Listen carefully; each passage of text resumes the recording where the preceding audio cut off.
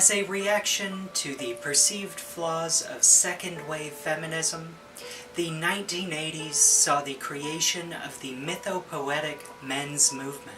While these two ideologies had similarities, such as their belief in a binarist view of gender, they diverged in how they saw shifting gender roles affecting the psyche of children. Within the men's movement, they saw a void forming that could lead to the emotional stunting of male children. They viewed the lack of a proper male role model as a hindrance to the development of boys, and saw this gap being filled by a kind of toxic masculinity. This new term that they coined was defined by the unhealthy obsession with sex and violence, as well as the inability to move past coping strategies of early childhood. They saw the adherence to strict and myopic gender roles as a problem that would lead to children being unable to cope with their adulthood in positive ways. The notion of toxic masculinity that the mythopoetic men's movement highlighted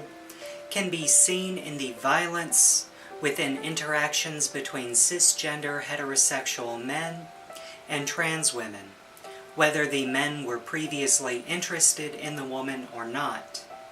Often these interactions can turn extremely violent. It polices queer people with the threat of being shot if they do not conform to rigid gender stereotypes enforced by the people that are packing weaponry. It can be seen in the disgust of masculine gay men that proudly declare no femmes without any regard to whether or not they may be biased. It even rears its vile head when we tell young boys that they should be happy if they got laid through being raped or raping someone else. In fact, during my own childhood, I had an encounter with somebody, and whenever I expressed concerns over whether or not I had been abused or violated, I was told that I should just get over it and I should have enjoyed it instead. It sought to silence how I felt about the matter and make the discussion completely one-sided. Remember that violence is not about whether someone dies or is maimed in an interaction, but instead it is more like this idea channel video where it is the removal of choice. What happened in my case was violence, as it removed my choice in whether or not I felt bad about it. It sought to force me into their narrative and forget about whether or not I had been deeply affected by the interaction. Toxic masculinity forces us to ignore the fact that boys and girls are equally likely to be the victim of sexual violence. In fact, when adults self-report whether or not they experienced sexual violence in their childhood, 20% of female respondents say they had. However, 5 to 10% of male respondents claim so. The second statistic should be the most interesting, as there is some variability to it. Speculation exists that this could be the result of individuals internalizing that they should be happy with it, or that it didn't affect them as much, or that it simply doesn't matter.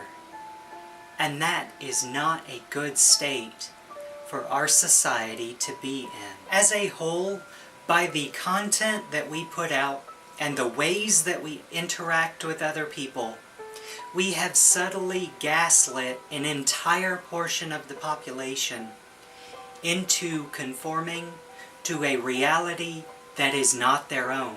We often refuse to accept what the victim tells us, and we simply believe whatever the perpetrator tells us, whether they be famous or not. The violence caused by this toxic mindset is not just limited to childhood.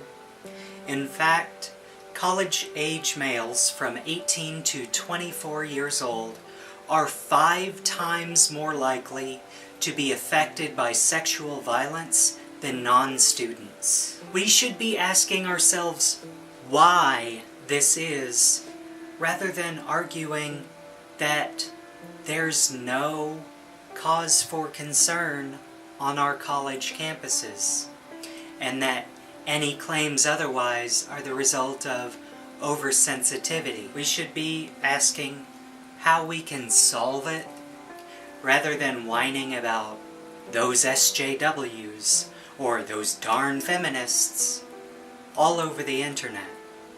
We should be looking for ways to make our society safer for everyone, rather than derailing the conversation based on our limited knowledge and experience on a certain topic. We should be more willing to control our cognitive dissonance, our desire to believe what we already believe, and we should be more interested in learning the facts so that solutions can be brought to the table, so that we can move beyond this, as it's something that's been happening for decades. We can claim to be egalitarian all day, but if we are not fighting to reduce the suffering and the harms that are being brought against the demographics of our world, whether they be here in the United States or elsewhere,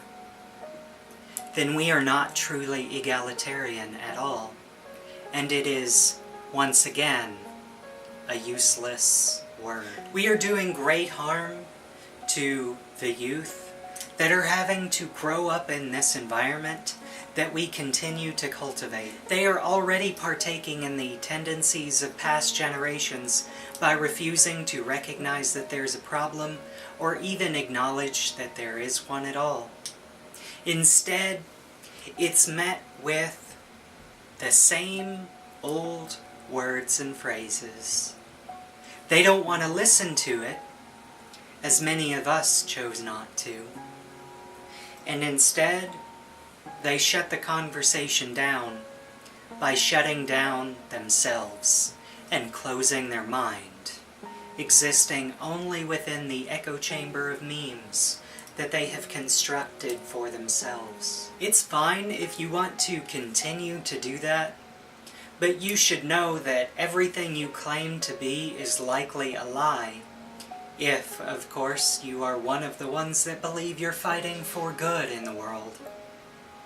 So, just consider it, and please stay safe, my witchlings.